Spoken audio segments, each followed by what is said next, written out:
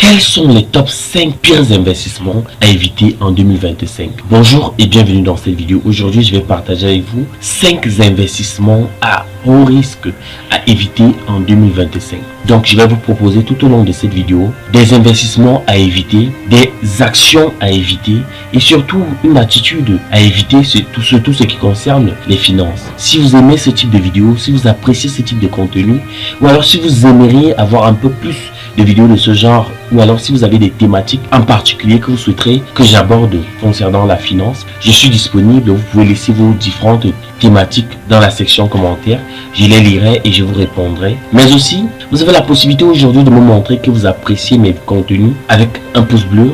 Et aussi, vous pouvez rejoindre la grande communauté que nous sommes en train de former en vous abonnant très facilement et gratuitement là présentement sur notre chaîne YouTube. Alors, quels sont les 5 pires investissements à éviter en 2025? On le sait tous, l'argent c'est pas facile à gagner. On le sait tous, l'argent c'est pas fait pour être jeté par la fenêtre, pour le perdre de façon désinvolte. C'est pour cela que les 5 pires investissements que je vais vous donner ici aujourd'hui, ce sont les investissements qui se font parfois consciemment, parfois inconsciemment. Le premier investissement que je vais vous déconseiller, c'est de garder votre argent en liquide. On le sait tous, le monde d'aujourd'hui est sévi par ce qu'on appelle une inflation forte et galopante. L'inflation, c'est quoi? L'inflation, c'est que par exemple, si vous achetiez votre gâteau, votre pain, à par exemple 1 euro, c'est que la prochaine fois que vous allez revenir, lorsque l'inflation est déjà appliquée, votre pain va vous revenir peut-être à 1,25 €, 1,50 €. Cette augmentation-là, c'est cela qu'on appelle l'inflation. Parce que cela ne s'accompagne pas d'une augmentation aussi de revenus. Donc, les revenus ne suivent pas l'augmentation des prix des produits. Donc, la première pire chose à faire, c'est de garder votre argent en liquide. Parce que quoi? L'argent en liquide n'évolue pas en fonction des fluctuations économiques. Ça voudrait dire que si vous avez par exemple un billet de 50 € ou bien un billet de 100 €, avant inflation, vous l'aurez toujours 50 €, 100 €. Vous allez vous acheter, avant inflation, vous partez vous acheter votre pain par exemple à 1 €, on vous rembourse. Mais après inflation, lorsque vous allez arriver, peut-être ayant conscience que vous partez acheter votre pain à 1 €, vous arrivez, non, c'est plus la même chose. C'est déjà 1,50 € ou alors 1,25 € ou plus. Vous voyez que cette différence-là, on ne va plus vous rembourser 400 € ou bien 900 € selon le que vous avez, mais il y aura un montant supplémentaire qu'on va couper. C'est cela l'inflation. Donc l'argent en liquide, c'est une forme de gaspillage. L'argent en liquide, c'est une forme de perte d'argent. Donc c'est un investissement qu'il ne faut surtout pas faire. Et pourtant, par exemple, si votre argent était dans votre compte en banque, par exemple, vous aviez par exemple 100 € dans votre compte en banque avant l'inflation. Pendant l'inflation, vous aurez toujours vos 100 € dans votre compte en banque. Vous retirez vos 100 € pendant l'inflation. C'est vrai, vous allez aller acheter votre baguette de pain à tel montant. Mais ce qui est certain, c'est que si vous avez réalisé un investissement, ou alors si vous étiez dans un compte d'épargne, même le bonus que le compte d'épargne va vous produire, cela va permettre comme ça de juguler avec le montant de l'inflation. Donc, comme je le disais, garder son argent en liquide, c'est une forme d'inflation. Et cette inflation a même été chiffrée à hauteur de moins 2% par an. Ça voudrait dire que si vous avez par exemple vos 100 €, chaque année dans vos 100 €, il y a une augmentation quelque part de 2% qui fait en sorte que votre argent perde sa valeur. Et votre argent va continuer à perdre sa valeur si vous l'avez en liquide. Le deuxième investissement à éviter vraiment si vous ne souhaitez pas perdre de votre argent, c'est d'investir dans des obligations à faible rendement. Qu'est-ce que c'est qu'une obligation? Une obligation, c'est comme prêter de l'argent à l'État. C'est comme, par exemple, l'État voudrait construire une route sur laquelle il y aura peut-être des échangeurs et des péages. Ils font donc une levée de fonds. Ils ont par exemple besoin d'1 milliard et que vous apportez, pas moi quel montant. On vous dit par exemple le bénéfice, votre pourcentage de bénéfice, il est par exemple de 20% ou alors de 15%, de 5%. Mais pour cette fois-ci, vous préférez aller entrer dans des obligations par exemple à 2% ou alors à 1,5%.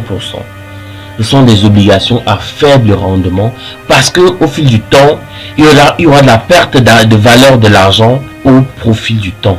Au fil du temps, l'inflation va s'appliquer sur l'argent que vous avez mis, que vous avez investi et les produits vont augmenter, mais votre argent ne va pas augmenter parce que le pourcentage que vous allez gagner ne va même pas servir à couvrir ce gain-là.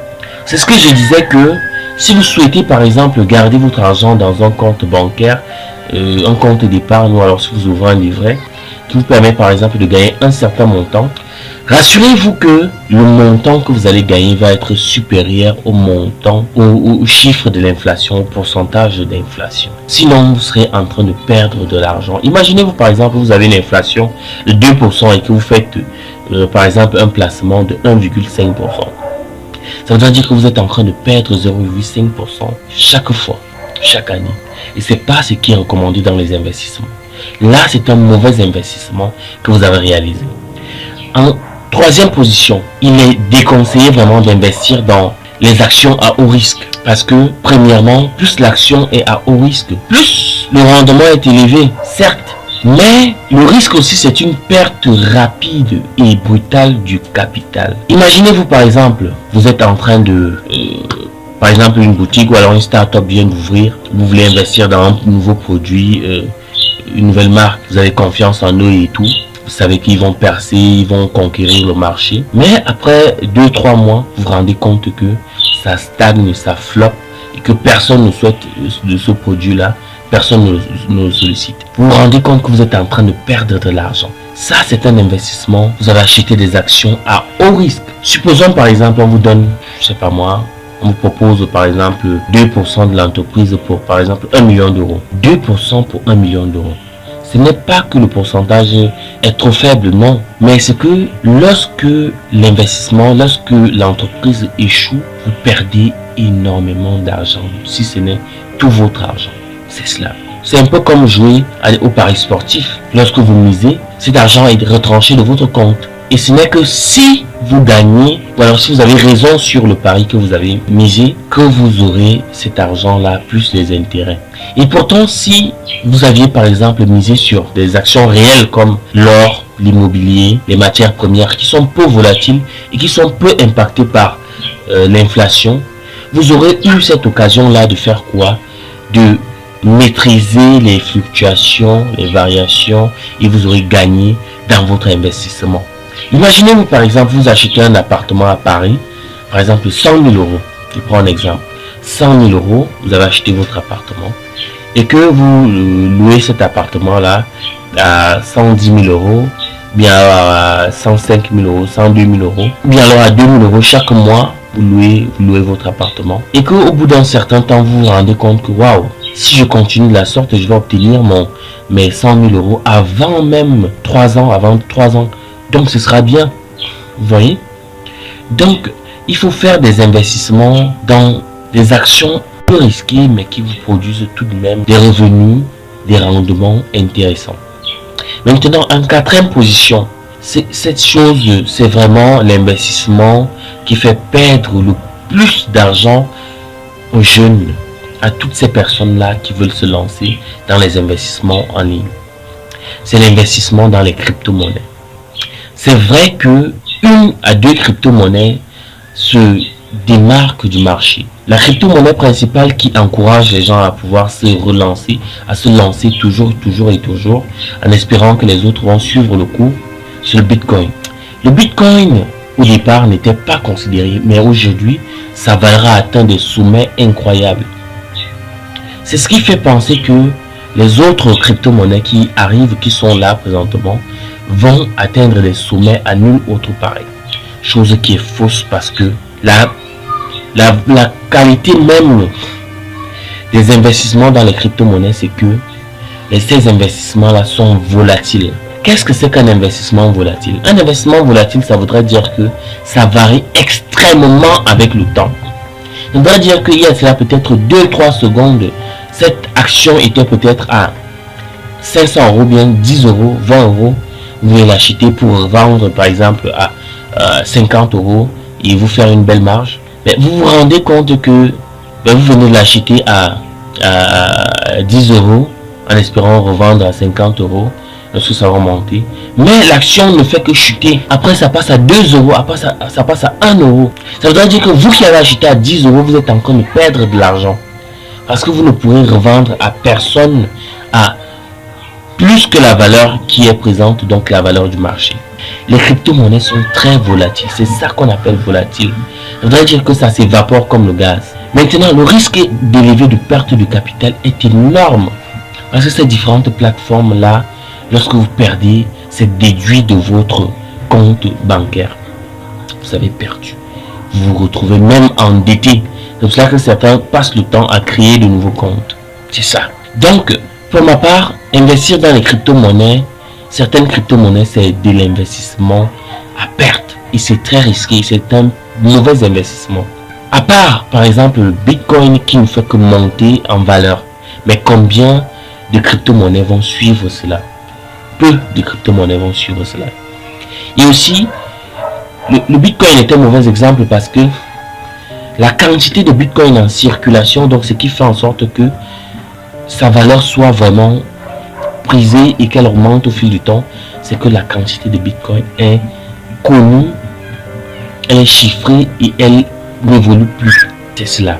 Contrairement aux billets de banque qui sont émis par les machines à chaque instant. Donc c'est cela. Et aussi, le Bitcoin n'est pas contrôlé par un État, ni une personne, ni par un certain gouvernement. Non, c'est une monnaie décentralisée et unique. Ça veut dire que si par exemple vous avez un Bitcoin, ce Bitcoin que vous avez, son identité numérique est unique à lui seul. C'est comme ce qu'on disait souvent, on parlait souvent d'ADN. L'ADN est unique à chaque personne. Ça veut dire que même si nous sommes des frères jumeaux, il y aura tout de même une variation au niveau de l'ADN mitochondrial. Ce qui fera la différence entre nous. Voilà. Maintenant, en cinquième et en dernière position, il est déconseillé vraiment d'investir dans des produits financiers complexes. Par exemple, les dérivés. Les dérivés sont un produit financier qui sont extrêmement complexes, qui peuvent chuter d'un instant à l'autre. Premièrement, parce qu'ils sont difficiles à comprendre. Deuxièmement aussi, parce que les risques sont très élevés de perdre le capital. Les risques de perte de capital sont très élevés dans les investissements en produits financiers complexes.